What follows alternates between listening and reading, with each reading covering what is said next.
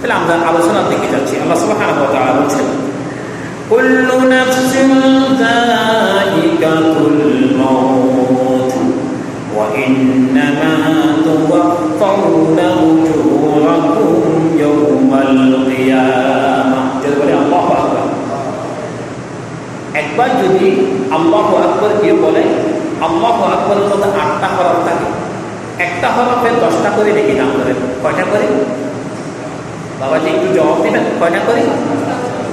10টা করে। একটা হরফে যদি 10টা নেকি দান করে, তাহলে 8টা হরফ থাকলে 8 10 কত হয়? 80। প্রত্যেকটি আল্লাহু আকবার বলাতে আল্লাহ রাব্বুল আলামিন আমাদের আমলনামায় 80টি করে নেকি রেখে দিলেন। সুবহানাল্লাহ। এই জন্য আল্লাহ সুবহানাহু ওয়া তাআলা কোরআনুল কারীমের আয়াতের মধ্যে জানিয়ে দিলেন, এই আয়াতের অর্থ হচ্ছে প্রত্যেক প্রাণী একদিন কি একদিন মৃত্যুর স্বাদ আস্বাদন করবে, মারা যাবে, কেউ থাকতে পারবে না। রাজা, বাদশা, উজির, নাজির, অফিসার, পিয়ন, কর্মচারী, মালিক, মর্দার, মায়া, মাঝি যত আছে সবাইকে যেতে হবে কবরস্থানে। কোথায় যেতে হবে? এটা প্রতিদিন আমাদেরকে কবর স্মরণ করা দিচ্ছে। আমরা লাশগুলি যখন এখানে আনা হয় তখন আমরা জানাজা করি, নিজে কবর দিচ্ছি, বাবাকে কবর দিচ্ছি, ভাইকে কবর দিচ্ছি, আত্মীয় স্বজনকে কবর দিচ্ছি, প্রত্যেককে কবর দিচ্ছি, কিন্তু নিজেকে বাঁচাইতে পারলাম না।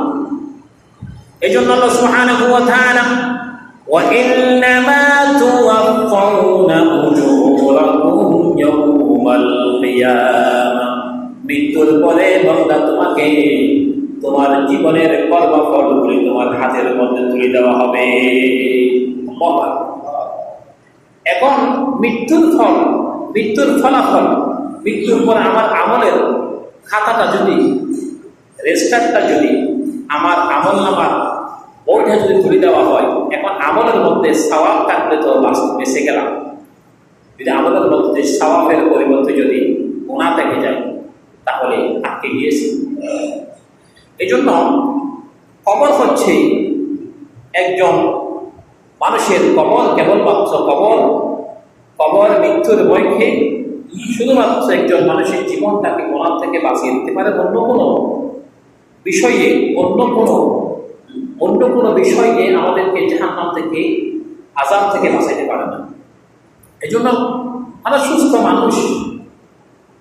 একজন সুস্থ মানুষ যার বয়স মোটামুটি মানে সুস্থ থাকে একজন মানুষ, তিনি একদিনে সেকেন্ডে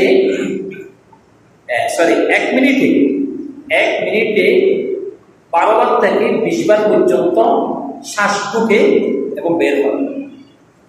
একজন প্রাপ্তবয়স্ক মানুষ সুস্থ থাকার জন্য 12 থেকে 20 বার ঢুকবে, আবার বের হবে। এখন শ্বাসটা যদি চলে যায়, মানুষ কি বাঁচবে নাকি মারা যাবে? এখন আমরা শ্বাস পাচ্ছি বলে, শ্বাস ঢুকতেছে, বের হচ্ছে বলে, আল্লাহ দয়া করে দিচ্ছেন বলে আমরা বেঁচে আছি, না হলে আমরা লাশ হয়ে যাই।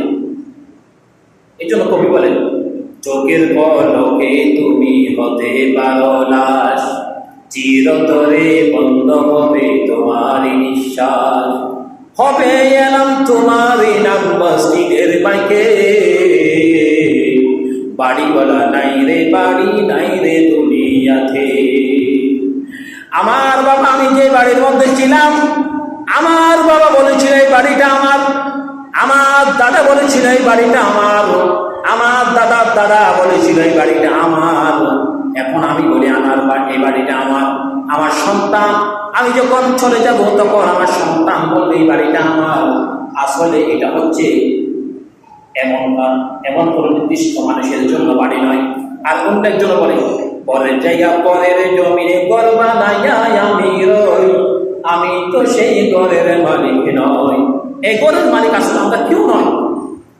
আমি যদি মালিক হতাম, আমার বাবা এখানে থাকতে পারতেন, আমার দাদা থাকতে পারতেন, আমার দাদার দাদা থাকতে পারতেন, তাহলে বোঝা যায় পৃথিবী স্থায়ী জায়গা নয়, পৃথিবী হচ্ছে অস্থায়ী জায়গা। পৃথিবী কি জায়গা? অস্থায়ী জায়গা। এই জন্য